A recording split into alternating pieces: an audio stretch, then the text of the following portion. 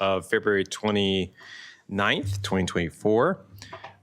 Before we begin, I would like to acknowledge, respect, and celebrate the Indigenous nations on whose treaty and unceded territories we are fortunate to live, work, and operate. Can I have a motion to adopt the agenda, please? So moved. Moved, seconded. All those in favor?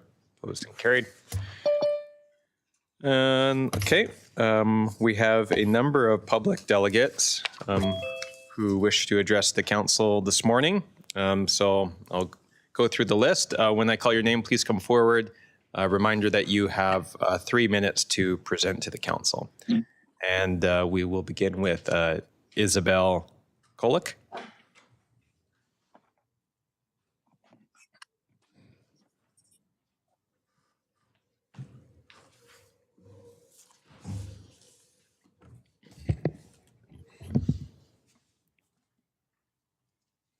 Good morning. Morning. I'm Isabel Kolick, Executive Director of the Heights Merchants Association. Thank you for this opportunity. The HMA has been a proponent of public transit for many years. 3 of our 6 bus routes we fought for. We've wanted bus bulges since 2010. We've advocated for bus frequency, e-bike storage, and EV charging too. I'm not here to defend the car. I'm here to defend our community and accessibility for all our shoppers, not just some of them. Not everyone is young, able-bodied, traveling alone, and unencumbered. Not every business is the same. Each has unique needs. Hastings Street is not a blank line on a map. It's a real, living, dynamic community with a sensitive balance of everything working together. So that's at the heart of what I'm here to defend. And my 3-minute limit is not enough to explain how our district works and how disabling a local district's economic viability will achieve our climate goals. It could do the opposite. Local people deserve easy and convenient access to their local shopping streets so they don't have to travel farther or to a mall for the jobs, goods, and services they need daily. We support the BRT. All we're asking for is for our local station to be at Boundary and Hastings and for a boundary route alignment. Boundary is part of Burnaby Heights, so those who want to come here will still be able to, and locals will have access to the BRT through several buses. By putting infrastructure in the middle of our main street, there will be unintended consequences, from impacting street festivals to local bus users to affecting emergency vehicle access, to forcing people to park in residential areas, to hurting street-facing small businesses that depend on street parking. We only have two spots per business. Metrotown has 18 and Brentwood has 20. You can find a full list of possible consequences on our Burnaby Heights website. We also want folks to realize that the boundary alignment is actually a really good route. Connecting to Willingdon via Canada Way even would be an amazing alternative. That route has 150 businesses, many film studios, 2 hotels, Service Canada, Pacific Blue Cross, Electronic Arts, the VPD, and more, and it's poorly served by public transit. Boundary Road is wider than Hastings, and the electrical towers on the boulevard are slated to go underground. Boundary could better support BRT infrastructure without affecting our district's character or public access to local businesses. And it's supported 2 bus routes for decades, so it's totally possible. We're asking TransLink that as it plans big picture regional project, please don't forget how it impacts communities and local businesses at the ground level. Thank you. Thank you for your presentation. Next speaker is Sandro Masulo.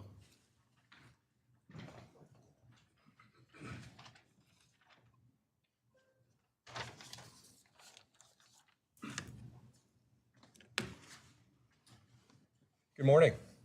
My name is Sandro Masulo. First of all, thank you for the opportunity to speak.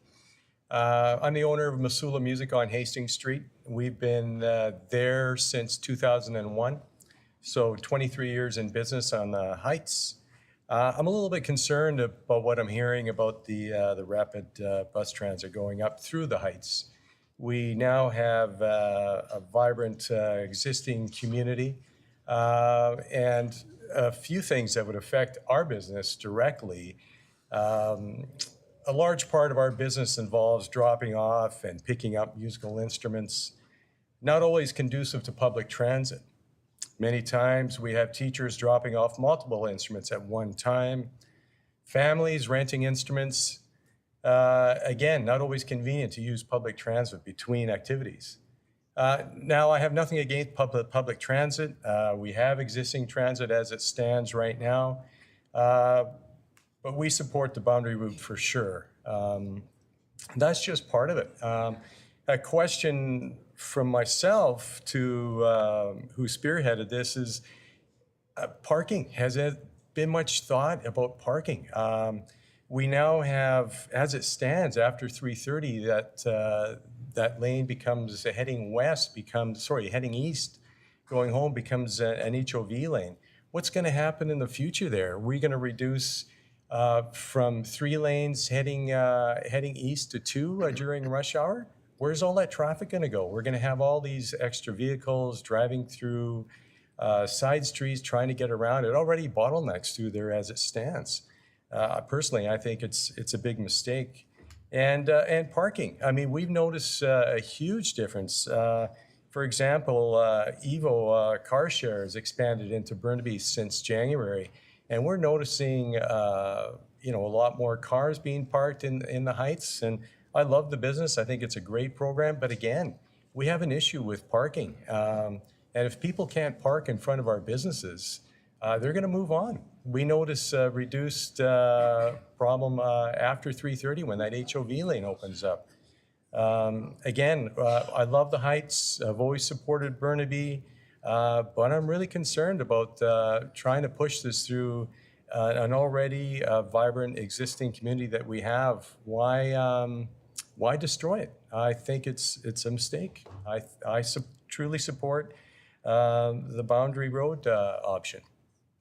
And that's all I have to say. Thank you for listening. Thank you. Thank you.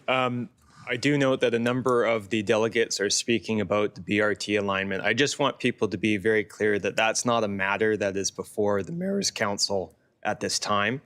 I would encourage people to engage with TransLink staff and staff within the municipality on this issue. There's a much bigger and looming challenge in front of this group right now, which is the financial sustainability of TransLink. You may not have to worry about BRTs, period, anywhere, if we don't address that, or buses. So anyways, I don't want to take away from the presentations. We will hear them. But people, I don't want anyone to be mistaken in their belief that it's this body that is going to be making these decisions at this time. Okay. Next speaker is Dennis Ager.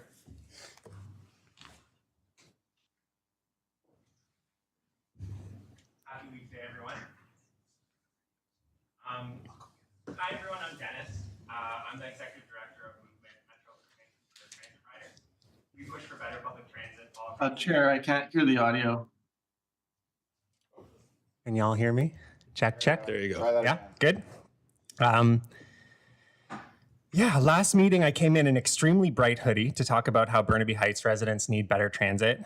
And then for a few months, our team focused on other projects, including persuading the provincial government to address overcrowding, which is, I think, similar to what Mayor West was talking about. Last week, we came back to the Burnaby Heights issue, and we were overwhelmed with the level of support in Burnaby for better transit. A big part of our theory of change is that transit is popular. And that theory was confirmed when we went canvassing last Sunday. As long as we could get someone to stop and talk to us, they were almost guaranteed to sign our petition. They heard better transit on Hastings and they were like, give me the pen. So it's not easy to get people's attention though. I had a few people say to me, no habla inglés, just to be left alone. But then I came back with yo hablo español. And even through my broken Spanish, we got more signatures. So transit is popular. And I hear what the merchants are saying, that they don't get a lot of business from people taking transit to the Heights. And the point that I want to make is that this region is changing quickly. The population is increasing and there's basically no room for more cars. Imagine if every new resident of this region went out and bought a car. It's just not going to work. And I don't think I have to tell you all that. If you're just relying on parking spaces for your business, that puts a hard cap on how many customers you can have. But transit can move thousands of people per hour. And it's also the only way we avoid total gridlock as we grow. So what's the alternative? Widening Hastings to accommodate more cars? I don't think so. And to the businesses, I don't have to tell you that your costs are up. The assessed value of your buildings have probably skyrocketed just like the rest of our buildings. Meanwhile, the population of the Heights has been growing at a rate that's only 1/6 of the growth rate of the rest of the region. So there are so many people that want to live in a place that lets them walk to local shops, walk their kid to school, occasionally take transit to run errands in other neighborhoods. And with the cost of a used car hitting $40,000, it's one of the only ways for young families to survive. Burnaby Heights could be the best neighborhood for people like that and attract thousands of new residents to become loyal customers. But for them to give up their car and rely on local business, transit needs to actually be good. We talked to people on Sunday that would regularly be left behind by full buses, including ones that run the exact route of the future line. And they have to take a $20 Uber ride every time. So I would say to you, you haven't seen the potential of good transit to transform your community yet. Not to convince people to take transit to your business, but to convince them to move to the Heights. And those are people that would otherwise have gone to another neighborhood. This city is transforming, and you could choose to attract long-term customers by having exceptional transit. Thanks. Thank you. Right at the bell. Next speaker is James DeBruyn.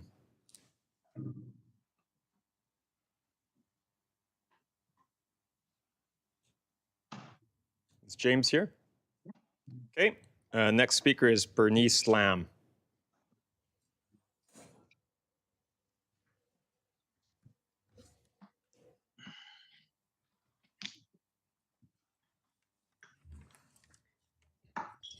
Thank you. Good morning, and thank you for having me. My name is Bernice Lamb. I am the pharmacy manager at PharmaSave Rosser, located on the north side of Hastings and Rosser Avenue.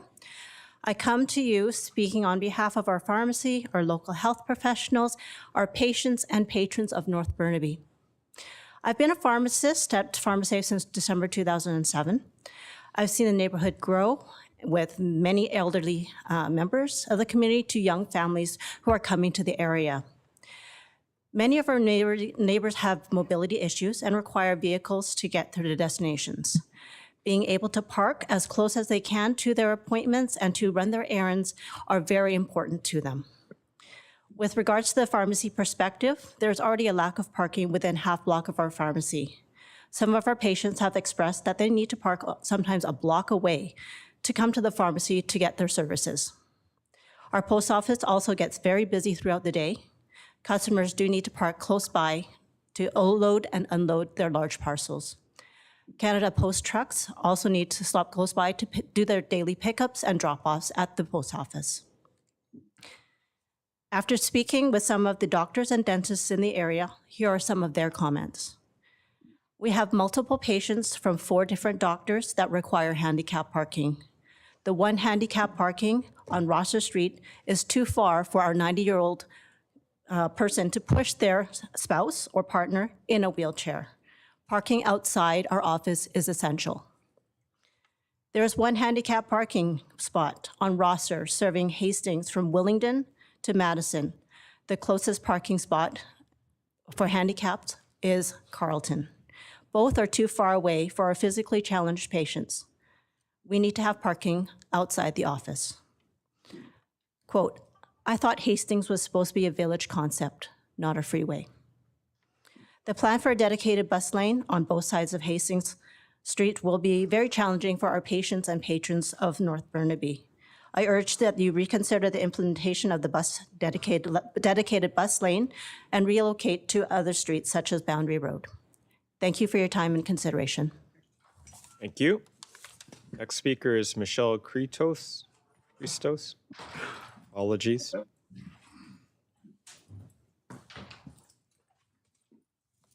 Good morning. My name is Michelle Kirtsos, and I am Not also even here. close. Pardon me? I wasn't even close on the last name. My apologies. Kirtsos, yes, it's Greek. Anyways, I also have a business up on Hastings. Our business has been there for about 40 years. I've had it for just under 15. And we're on the 3000 block of Hastings. So one thing about our block, that we do not have laneway access. We have about 20 other businesses on my block. We have a high rise of apartments. And there is no place for us to accept deliveries or have pickups. I myself have a delivery coming every week, if not twice a week. I am a part of a company called Green Circle, where all of our waste from our salon is picked up every second week. And that consists of at least 3 boxes that are about 4 feet high, anywhere from 20 to 25 pounds. If we don't have that parking out front, this is gonna be impossible for all of us. I myself, like Dennis, did a survey, and I've been talking to clients for the last 4 months about our neighborhood. Majority of our clientele do drive. I asked if it would make a difference to them if there was a bus line coming up on Hastings, and really nobody said it would make a difference to them. We do have clients coming from the south slope of Burnaby, and they all drive. They love the idea that they can come, they park, they like to go to our cafe at the end of the block. We are an anchor business for our block. So they're going to the cafe, they're going to the pharmacist, they're going to the vitamin store. All of these things are happening and they need to park. We already have an HOV lane in front of our street that as of 3:30 to 6 is not available for us. So parking is already a little bit tough. And honestly, I don't think having the bus lane up there is going to make a difference. I feel that after everything economically that we've been through, we've had road work done up there that took up 5 years. We went through COVID. We're just finally seeing our numbers come up. And now if this goes through, where are all these people going to park? Where are they going to pick up the deliveries? How are they going to drop off? We have, like I said, apartment buildings upstairs. There is constantly Handy Dart out front. Clientele of ours, they'll phone and make an order for picking up for shampoos, conditioners, whatever it be. They just drop off, pick up, and leave. This will not be possible if this is taken. The Heights Association has done an amazing job for me as a business, making sure we always have parking, and I'm very grateful for that. I have anywhere from 30 to 50 clients a day in my business. And I've asked clientele, would this make a difference for you if we didn't have the parking out front? And the answer is yes, it would make a difference. It's convenient for them. They like to be able to park out front, possibly go for lunch down the street after, or wait for their child while they're in getting a haircut. I do not think it's feasible. I think the bus line that we have is great. I know Dennis spoke about the bus line, but I don't think he's run a business personally. And as a business owner, I need that parking. It'll probably change things where I don't know if I can stay there, to be truthful. So I would really like this to be well thought out. I do agree that Canada Way or Boundary is very wide. That would help a lot too. So that is how I feel. Like I say, that business has been there a long time. It is an anchor, and I would really like you to consider those thoughts of all of us that are opposing it. Thank you for your comments. Next speaker is Nathan Davidovich.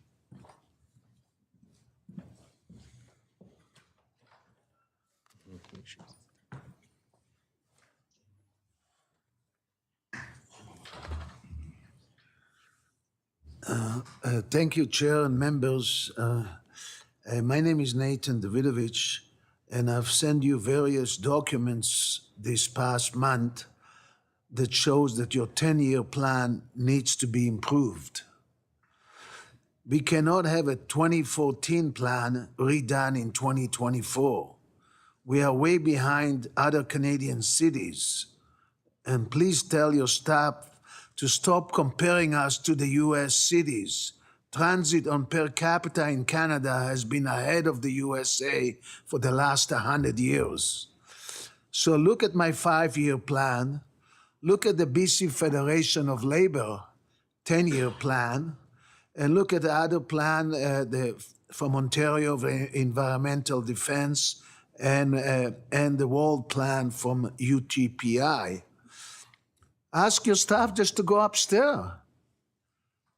The GVRD library is right there on the 29th floor. And you look at the plans that the GVRD had for in the 1970s and 80s, especially the improvement proposed to our trolley buses that need to be implemented. No municipal council has approved your 10-year plan. 160 councillors will have lots of questions why the plan is the same as 2014 or very similar.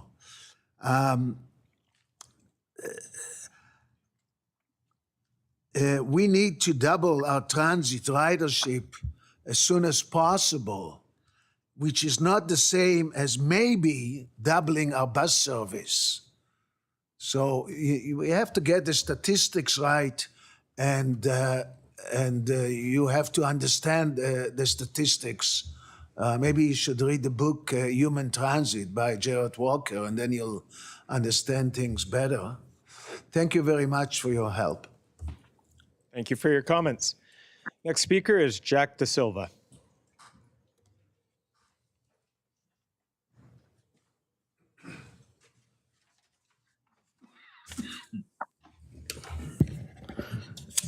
Good morning.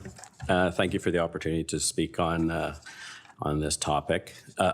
We own Fortuna Bakery on Hastings Street, and the business has been in our family for about 25 years and has been in existence for over 50 years. The current proposal to connect the North Shore West Van and North Van to Metrotown via the bus route on Hastings Street is quite a hot topic lately. And to us, we believe that this is to connect people from the North Shore to big business and name brand shops at Metrotown. And the small businesses on Hastings Street will be collateral damage. There seems to be a concern not to use Lougheed Highway as an alternate route because it mimics the SkyTrain route. then why not use Boundary to Canada Way, as proposed earlier as an alternate route? I know that taking away parking along Hastings Street will be devastating to small businesses along Hastings. Losing parking along our streets, specifically for our business, where customers come in to pick up custom cakes, large orders of breads, buns, and other bakery items, will be not a good process. Customers already find it very challenging to find parking close enough to our business for these pickups. There's also quite a large contingency of older customers and handicapped customers that rely on close proximity parking to conduct their shopping along the Heights. Close proximity parking for customers to go to 1, 2, or even more different businesses along Hastings Street is a commonplace daily occurrence, and to lose this would be devastating. People traveling from West Vancouver to Metrotown along Hastings will not be all that interested in our small businesses, as they already exist in their areas. Much like the argument against the Lougheed route being redundant due to SkyTrain line, the businesses along Hastings Street would be redundant to those traveling from West Van and North Van to Metrotown along that route. Also, the parking infrastructure is absolutely inadequate to support local business if this new proposal passes along Hastings Street. The proposal for a bus route to go along Hastings Street will not serve the merchants or the customers of these small businesses in our community. Thank you for your time. Thank you very much. Next speaker is Sean Salas Leon.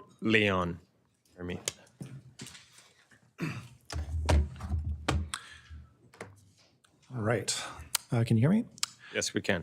Okay, so I'm basically just here, had to take some time off work to come here in support of BRT on Hastings and just any form of bus lanes on Hastings. Basically, I think that there's a sort of compromise solution that everyone seems to be sort of not thinking of that could make everybody happy, but I'm getting ahead of myself. So BRT needs to go where there are businesses. There's no point in connecting BRT if it doesn't connect our busiest locations. And long-term, we need to be ready for BRT all the way from Vancouver to SFU, essentially like a SkyTrain along Hastings. I think that if like 6 lanes, I think most people would acknowledge that giving up 2 lanes in exchange for what's the equivalent to a SkyTrain along Hastings would be very much a good thing. Now, this isn't just about the R2 Rapid Bus. The following buses, just as in some examples, would use this separated infrastructure. There's the R2, the R5, the 14, the 27, the 28, the 129, the 130, the 131, the 132, the 160. All these buses would be able to use this new infrastructure and move lots and lots of people. Now, what do we do with the 19 meters of space along Hastings? So there's option A, remove all parking, make room for buses. Sure, that's cheap. It's quickest to implement, moves the most people, about 70,000 per hour, I believe. But businesses might lose customers, and well, it could still be good as long as we put in bike lanes, but I don't know. There's option B, keep all the parking, remove 2 vehicle lanes to make room for buses. A bit more expensive. BRT would probably need to run down the center. That'd probably keep businesses happy, although it would disrupt traffic the most. Now, option A has about 70,000 people per hour. Option B has about 67,000 people per hour. But then there's a compromise. What if we just remove one of each? 1 vehicle lane, one side of the parking. Keep half the parking, keep like most of the traffic flowing. We have 2 lanes going in one direction, 1 lane in the other, essentially for whichever one's busiest. This compromise allows us to basically sort of keep everybody sort of happy, I would assume. But anyway, you could have parking and switch sides every few blocks, so both sides get parking. Morning rush hour traffic would still have the 2 lanes, and you could have run BRT down the middle, fewer conflicts, and with separation, buses could even reach higher speeds and get, I mean, I imagine getting downtown from like, Hastings just at the bridge in like, 10, 15 minutes. It'd be amazing. And no matter what, there's room for separated bike lanes from what I can see. We have 19 meters to work with, which essentially means if we cut in a little bit, maybe a foot on the sidewalk, we'd easily be able to get a meter on both sides for bike lanes, in addition to all the other room for everything else. Bike lanes, of course, are always great for business, increased revenue. We acknowledge that. That might help sort of make up for any potential loss to businesses from the taking away the parking spots. After all, this is not for the people here. I mean, this is essentially for the future generations who can't afford $1,000 a month for a car. I mean, it's very expensive to live around here. I can't afford that. In conclusion, whichever option we choose, we should make a move to dedicate some lanes to BRT. We have 6 lanes there, all of which are dedicated to vehicles right now. We have to have some alternatives to driving. That's the only way that we can actually solve traffic here. Fully separated BRT is like getting a SkyTrain. It would benefit many other buses, not just the BRT route. And essentially, it would just move many more people than is currently possible. Thank you. Thank you. Next speaker is Balbir Mann.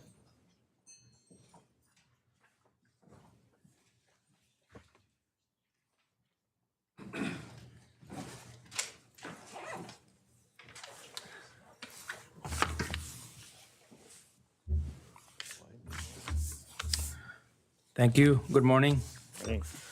My name is Balbir Mann, and I'm the president of Unifor Local 111, which represents over 4,000 drivers of Coast Mountain Bus Company.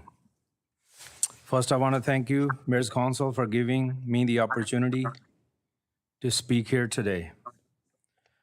I would like to speak about overcrowding that the bus drivers and the public are experiencing out there. Since the COVID, the public have dealt with overcrowding on buses due to cancellation of work and lack of buses being sent out. When the public complains about overcrowding to customer information, they state that manpower is not present. That's not true. However, this is not the case. The manpower is there to do the work, and they are not being utilized. Overcrowding on buses affects public and our Unifor members due to the following reason. These missing buses, which are delaying passengers to their destinations, for example, getting to their appointments, university students, and getting to their workplaces. For a safety aspect of our members get verbally abused that because they're blaming our members for overcrowding and the buses being passing up at the bus stops. Also, the public fighting with one another to get on the bus because one or two buses have passed them up already, or because the other reason they were canceled. Some of the customers, buses may be their only mode of transportation. There are many points to bring up, but as we are limited to the time, these are my main things. These issues need to be addressed because of the safety of our members and for the public as well. Also, I just want to mention for the record, the most recent strike action by CUPE 4500 on January 22nd and 23rd, that was not the bus drivers. It's the road supervisor and TCOM supervisor. This was not our bus driver strike. And again, I just want to thank you for your time. And please get in touch if anyone would like to discuss this matter further. Thank you very much. Thank you very much for your presentation. Appreciate it. Next speaker is Spencer Powell.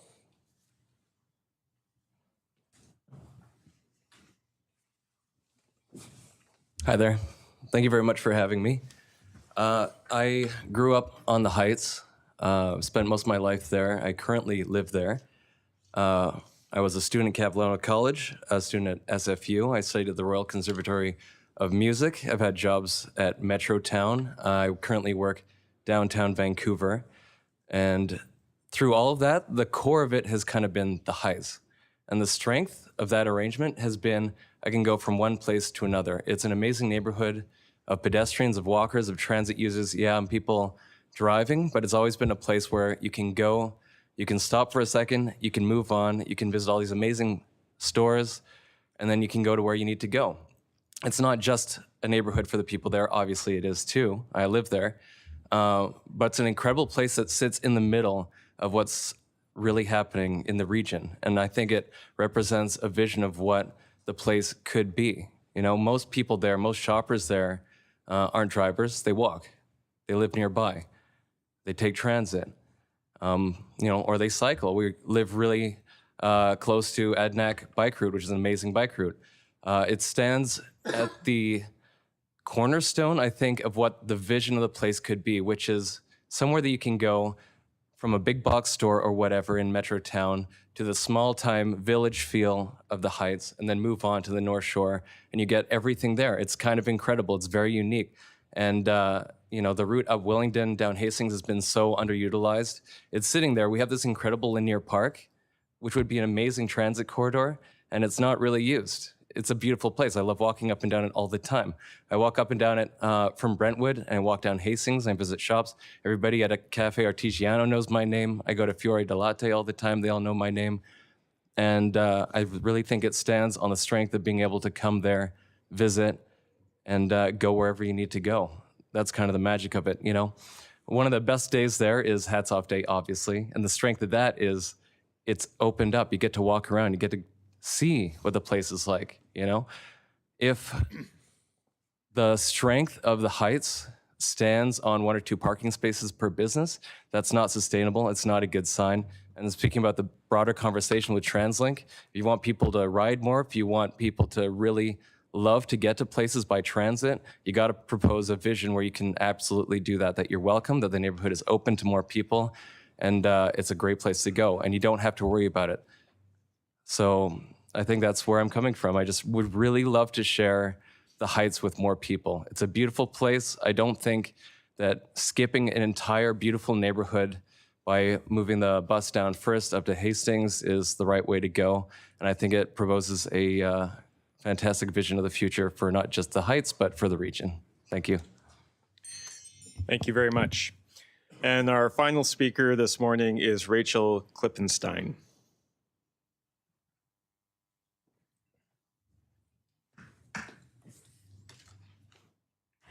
Hello.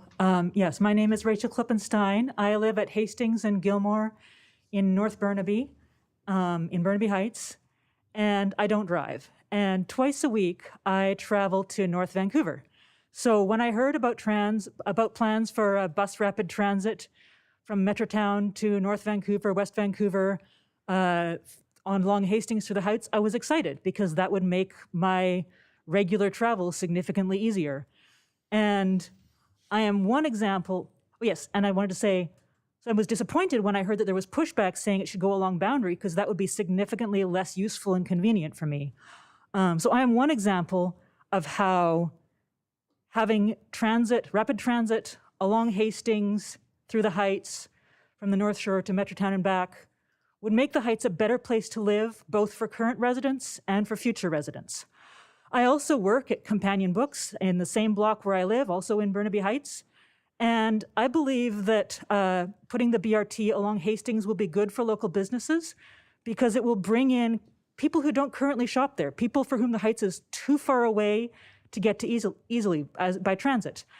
And these are people that I think some business owners aren't necessarily seeing and thinking about because they're not yet customers, but they will be if the transit brings them there.